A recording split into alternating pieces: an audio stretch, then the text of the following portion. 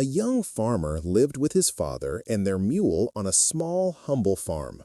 They shared one dream, to fill their land with fruit trees. Then a sickness came and took his father away. The young man was left alone, with only his faithful mule by his side. Even so, he decided to plant. Many people laughed at him, but no one imagined that his patience would bring a blessing that would change his life forever. On the edge of a small town, surrounded by green hills and dusty roads, there was a modest farm. The smell of damp earth spoke of hard work and quiet hope. There lived a young farmer named Noah, only 20 years old, with rough, calloused hands marked by the furrows of life in the fields. Since he was a child, he had learned that sweat was part of the daily bread, and that the land, though tough, always answered the sincere heart of the one who cared for it. The farm was not big or rich, just a few small plots, an old wooden house, a little stable where Dusty, the faithful mule, slept, and around them a noble silence that was broken only by the crowing of roosters or the whisper of wind through the few trees. For Noah, that place was more than just a farm. It was the stage of his dreams and the refuge where his soul found peace. He shared that home with his father, Mr. Jonah, a man with a noble spirit, calm eyes, and hands so cracked they looked like maps of all the battles he had fought in life. Mr. Jonah had no material riches, but he did have something far more valuable, a firm faith and a patience that seemed almost sacred. Every sunrise, when the first light of day appeared, father and son walked side by side to the fields. They did not talk much, but they shared a deep connection, built through effort, gratitude, and hope. Noah admired his father deeply. He watched him work with a calm strength that Noah himself still did not understand. Mr. Jonah often said that the land teaches a person, and that whoever knows how to wait will harvest not only fruits, but wisdom. For Noah, those words were like seeds just beginning to sprout in his heart. Surrounded by the sounds of the countryside, the simplicity of daily life, and the living example of his father, Noah began to feel a growing desire to transform that small farm and give them both a better future. It was a dream that, over time, would be tested, challenged, and finally rewarded. Life on the farm was simple and marked by scarcity, but in Noah's heart a desire burned brighter each day, like a seed waiting to break through the soil. Every afternoon, after the day's work, he would sit next to his father on the old wooden porch that looked out over the fields. From there, he watched the land they had worked all their lives and saw not only what it was, but what it could become. While Mr. Jonah drank some cool water and silently thanked God for the day, Noah sat in thought, imagining the farm transformed. He saw long rows of fruit trees spreading toward the horizon, strong branches full of life, harvests that lasted, that would let them live without the constant fear that everything would run out too quickly. One night, when the dream was already too big to keep inside, Noah decided to speak. The kitchen fire lit their faces, and the cold breeze made the wooden boards of the house creak. With a soft but emotional voice, he said, "Father, I have a longing in my heart. I dream of seeing this land full of fruit trees, trees that give us shade, food, and hope for many years, crops that last, that grow with time, that don't end as fast as our other harvests. And I don't want you to keep carrying so much weight. I know you're tired." Mr. Jonah looked at him with a mixture of pride and tenderness, the way only a father who has watched his son's heart grow can look. Then he smiled gently, that same smile that always put faith first, and answered in his slow, calm voice, "Son, everything that's truly worth it takes time. The land is never in a hurry, and God isn't either. If that dream was planted in you, He will also give you the patience to see it bloom." Then he put his hand on Noah's shoulder and added softly, like someone sharing a spiritual treasure, "Remember this, my son. Just as the farmer waits patiently for the precious fruit of the earth, waiting for the early rain and the late rain, we also must learn to wait to see the fruits of our work." That simple, quiet moment marked the beginning of a transformation that would change forever the future of Noah and the farm they loved so much. And so they continued, working the land. But in every story where faith and hope are put to the test, there comes a day when destiny hits hard. It did not come as a sudden accident, but as something slow and painful. A silent illness began to weaken Mr. Jonah. At first, it looked like simple tiredness. Then came the strong pains, the struggle to get up, and long nights when his breathing was barely a whisper. Noah took his father to the village doctor, but the words he heard opened a deep emptiness in his chest. "Your father is very ill. His body will not resist much longer." From that day on, Noah had to take care of everything. He worked long hours in the fields, tended the crops, then hurried home to prepare medicine, help his father eat, and make sure he stayed warm. Noah took his father to the village doctor, but the words he heard opened a deep emptiness in his chest. "Your father is very ill. His body will not resist much longer." From that day on, Noah had to take care of everything. He worked long hours in the fields, tended the crops, then hurried home to prepare medicine, help his father eat, and make sure he stayed warm. One night, when the dream was already too big to keep inside, Noah decided to speak. The kitchen fire lit their faces, and the cold breeze made the wooden boards of the house creak. With a soft but emotional voice, he said, "Father, I have a longing in my heart. I dream of seeing this land full of fruit trees, trees that give us shade, food, and hope for many years, crops that last, that grow with time, that don't end as fast as our other harvests. And I don't want you to keep carrying so much weight. I know you're tired." Mr. Jonah looked at him with a mixture of pride and tenderness, the way only a father who has watched his son's heart grow can look. Then he smiled gently, that same smile that always put faith first, and answered in his slow, calm voice, "Son, everything that's truly worth it takes time. The land is never in a hurry, and God isn't either. If that dream was planted in you, He will also give you the patience to see it bloom." Then he put his hand on Noah's shoulder and added softly, like someone sharing a spiritual treasure, "Remember this, my son. Just as the farmer waits patiently for the precious fruit of the earth, waiting for the early rain and the late rain, we also must learn to wait to see the fruits of our work." That simple, quiet moment marked the beginning of a transformation that would change forever the future of Noah and the farm they loved so much. And so they continued, working the land. But in every story where faith and hope are put to the test, there comes a day when destiny hits hard. It did not come as a sudden accident, but as something slow and painful. A silent illness began to weaken Mr. Jonah. At first, it looked like simple tiredness. Then came the strong pains, the struggle to get up, and long nights when his breathing was barely a whisper. Noah took his father to the village doctor, but the words he heard opened a deep emptiness in his chest. "Your father is very ill. His body will not resist much longer." From that day on, Noah had to take care of everything. He worked long hours in the fields, tended the crops, then hurried home to prepare medicine, help his father eat, and make sure he stayed warm.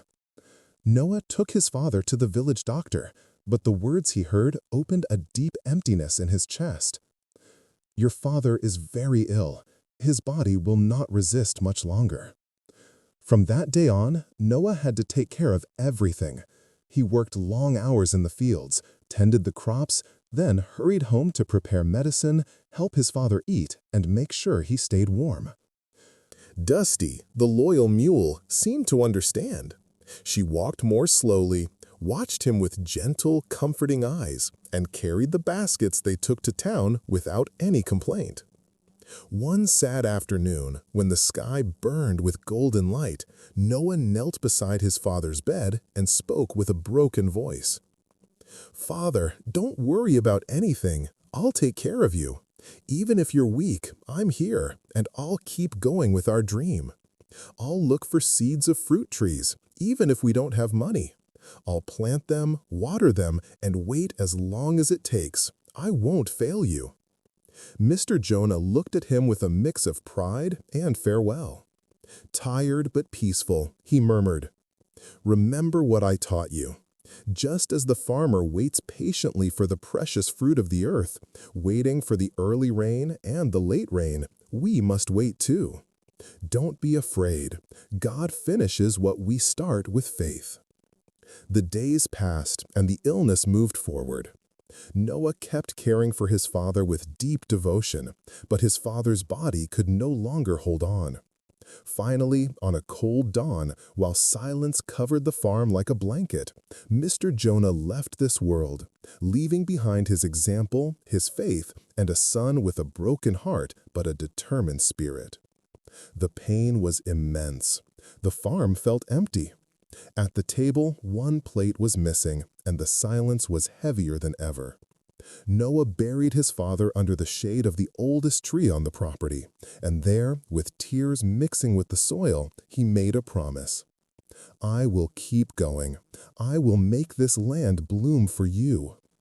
From that day on, Noah dedicated himself fully to the dream he had shared with his father. He sold the small crops they still had to survive, and with the little money left, he bought seeds of fruit trees. He planted them in seed beds made from old boards, and when they sprouted, moved them into the ground with almost sacred care. But not everyone understood his vision. Some people who passed by the road looked at him with mocking smiles. "Look at Noah," they said. "He lost his mind after his father died. Planting tiny trees, how many years do you think you'll wait to see a single fruit? You and your mule will starve to death before that ever gives you anything." Noah wiped the sweat from his forehead and answered calmly, repeating the most precious lesson he had inherited from his father. The land is never in a hurry, and God isn't either. Everything that's worth it takes time. Even though some criticized him, others quietly admired him. They saw in him the strength of a young man who, even carrying deep grief, still worked for a dream that seemed impossible. With Dusty, Noah went to the river to collect water, searched for new seeds, and each day watered his little trees as someone waters their own hope. Sometimes he cried as he worked, but he never stopped. He knew that patience is a virtue, and that whoever plants with patience always harvests at the right time. The days grew longer and quieter. Without his father's voice filling the mornings, the work felt heavier, but Noah remained firm, holding on to the dream they had shared. One afternoon, exhausted after watering the young trees, he sat on the step of his humble home. The sky was turning a soft orange, announcing the end of another day. As always, Dusty came and settled by his side. That noble little mule, who had been his father's partner, was now Noah's closest friend. Noah gently stroked her mane and sighed with tiredness. "Dusty, look at all this land," he said, his eyes lost in the fields that were slowly beginning to fill with young trees. "Dusty, do you think one day these little trees will bear fruit? Do you think one day we'll see this farm the way I dream it?" Dusty answered with a soft little bray, almost like a whisper of comfort. She moved her head closer to his shoulder as if trying to hug him. She too had felt the loss of Mr. Jonah. She had spent days wandering around the farm, taking slow steps, sniffing the air, waiting to hear his voice again. But even though he was gone, Dusty seemed to understand that now she had to walk with the son of her old master, protect him, and give him strength in his loneliness. "Dad is gone," Noah whispered, eyes full of tears. "But I won't give up on this dream. He trusted me, and I will keep going. Even if it takes years, even if no one believes in it, I will make it happen." The little mule brayed softly again, as if approving every word. When night fell, Noah went into his small house. Inside, everything was simple. An old wooden table, a makeshift bed, and a lamp hanging from the ceiling giving off a trembling light. But in that humble place, something great was happening in Noah's life. He knelt on the cold floor and joined his hands in prayer. "Heavenly Father, Thank you, he whispered with a shaking voice. Even in the middle of loss, I miss my father, but thank you for the life I had with him. Thank you for this dream, for this land, for every little tree that is growing. I ask you to bless these trees, that they may grow healthy and strong. It doesn't matter how long they take. It doesn't matter how many people laugh at me. I will keep going. Give me patience, Lord. Just as the farmer waits for the early rain and the late rain, I will wait for my time in your time. The prayer filled the little house with a quiet peace, as if heaven itself were listening.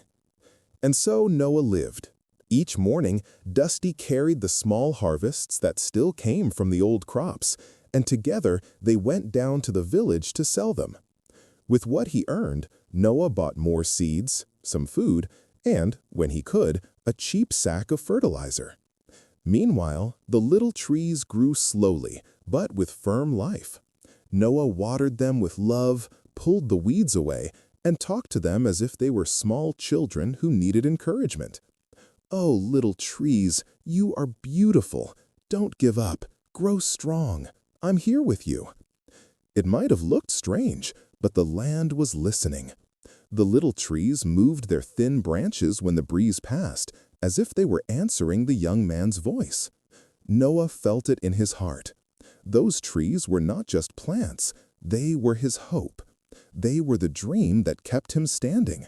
They were the proof that even in poverty and pain, something beautiful can grow. We will grow together, Noah would say, gently touching a leaf. And inside himself, he felt the trees answering. We will grow healthy and strong. We will give you shade and food. Just keep talking to us. Keep trusting in God. Every day was hard. Every night was long. But Noah walked with the certainty that nothing planted with love is ever lost.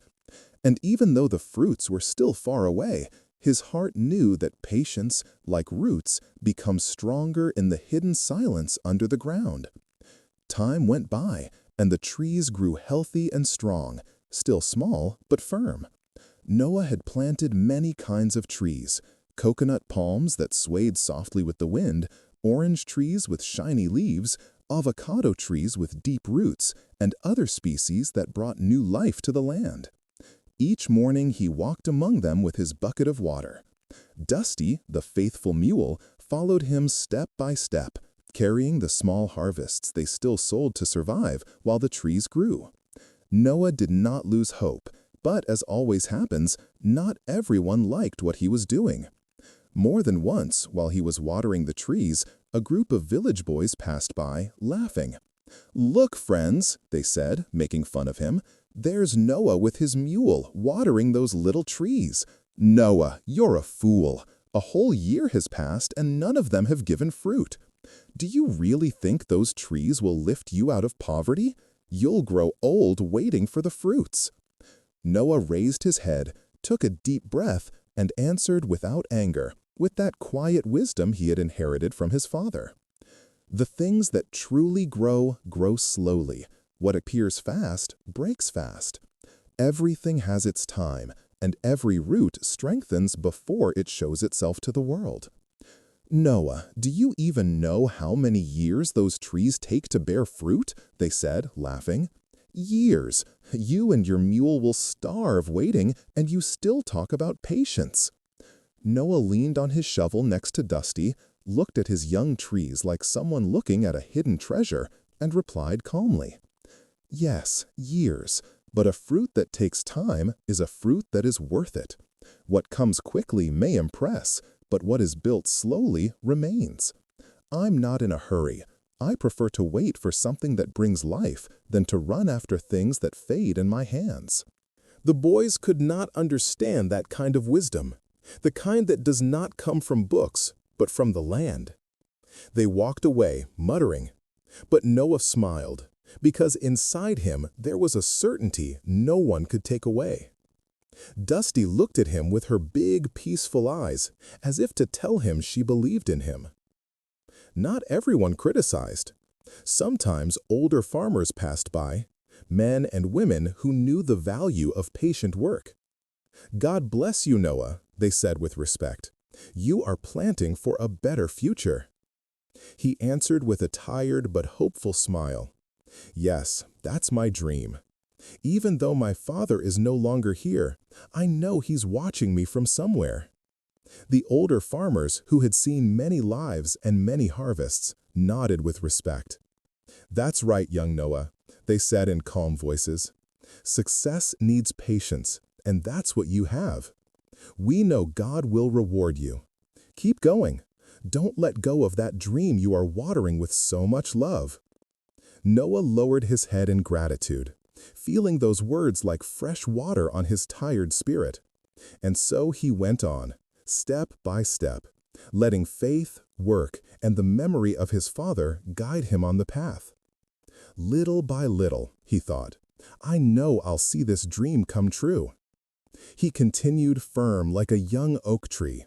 He watered, he spoke to his trees, and they moved their little branches as if they were listening, as if they were promising that one day they would become shade, food, and blessing. Those who mocked him did not know it yet, but in time, those fruit trees would become the greatest reward life had for him. The years passed like seasons that left marks on the land and on the heart. 2, 3, 4, 5, 6 years. And the silent work of Noah, joined to a patience worthy of a true farmer, began to show its greatness. The little saplings that once reached only to his knees now stretched their branches toward the sky. The coconut palms rose strong, moving their leaves like green flags celebrating life. The orange trees grew full of vitality, with foliage so thick that they gave cool shade. The avocado trees spread their branches like generous arms. Beside them, guava trees, mango trees, and others stood tall, each one showing that perseverance had already given fruit even before any fruit appeared. The people in the village, who once passed by without paying much attention, began to notice the change. At first, they whispered among themselves, surprised by what they saw on that farm. "Have you seen Noah's trees?" some asked. "They are beautiful. We've never seen something like this in the whole region," others answered, amazed. The news spread beyond the village and reached farmers in other places who traveled just to see that farm that had been cultivated with almost sacred perseverance. Noah was now 26 years old, and his patience, the same patience some had mocked, was about to be rewarded. Because life, sooner or later, always rewards the one who works with diligence and plants with the heart. While some admired him silently, those who had mocked him before now felt their own words fall on them like stones. They began to realize that what they had called madness was actually vision, something only those who can see beyond the present can understand. Then came the 7th year, like a gift from heaven. One warm morning at sunrise, Noah noticed something different. Among the branches, he saw the bright colors of the first fruits: round, juicy oranges, coconut palms heavy with coconuts, avocados hanging like green treasures. For a moment, the young man stood still, his heart beating fast, as if time had stopped just for him. "Thank you, my God," he whispered, eyes wet with tears.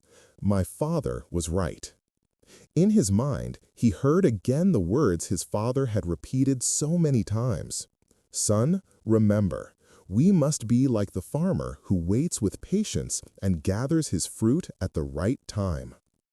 Dusty, the little mule who was always by his side, moved her ears happily, as if she also understood how important that day was.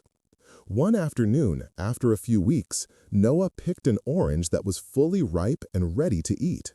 He opened it carefully, and its fragrance filled the air. He took a bite, and the sweet, fresh juice slid down his throat like a hug from heaven. "How wonderful," he said, smiling. He peeled another orange and offered it to Dusty. The little mule gave a surprised bray. She seemed not to believe how delicious it was. She moved her head with excitement and rested her muzzle on Noah's shoulder, as if saying, "We did it." Noah laughed through his tears. That simple but great moment was the confirmation that patience is never wasted time. It is time planted. And now the harvest was just beginning. As more fruits appeared, Noah decided to invite some farmers and neighbors from the village to share what the land, his effort, and his patience had produced. He prepared a simple table under the shade of a big orange tree and placed on it fresh coconuts, shiny avocados, juicy oranges, fragrant lemons, and golden mangoes that delighted the eyes. When people tasted the fruits, their faces changed. "Wow," they said, amazed, "these fruits are from another world, so sweet, so fresh, so full of life." Others were moved, realizing that what they had once called madness was actually a vision ahead of its time. From that day on, Noah and Dusty began a new stage. Every morning, Noah walked among the trees with a basket on his shoulder, picking the most beautiful fruits. Then he carefully loaded them on Dusty's back. The faithful mule, who had walked with him through times of scarcity, now walked proudly, as if she too were harvesting the fruits of so many years of work. When they arrived in the village, people waited eagerly. "Noah is here," the children shouted. "He brought fresh fruit." Soon, hands, baskets, and tables were full. Families bought from him gladly and recommended him to their relatives. Little by little, his name spread beyond the village, beyond the region. Merchants from distant places began to arrive with carts pulled by oxen. When they stepped onto the farm, they were amazed by the harmony of the trees. "Noah," they said, "we've heard wonderful things about your fruits. We want to buy in large quantities to work with you." The young man, still humble, always answered with gratitude and respect. With the money he earned, Noah began to prosper. But he did not let pride or arrogance rule his heart. He always set aside 10% to help those in need, just as his father had taught him. Then he invested in new tools, hired workers to give other families jobs, bought more land, and expanded his orchards. His wealth grew, yes, but so did his generosity, his noble character, and his gratitude to God and to life. Those who had mocked him once now stayed silent, ashamed as they saw what patience had built.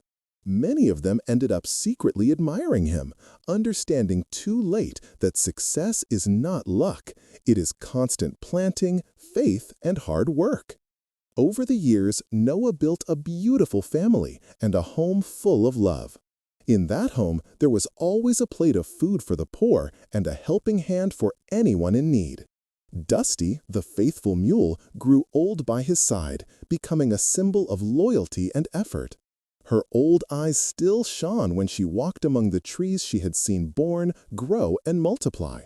And so the story of the young farmer who lost his father but never gave up on his dream became a lesson for everyone.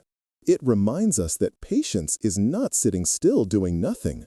It is working with faith, even when the fruit seems far away. It is trusting the process, caring for each seed, and staying firm. Because patience is a virtue that sooner or later always leads to a good harvest.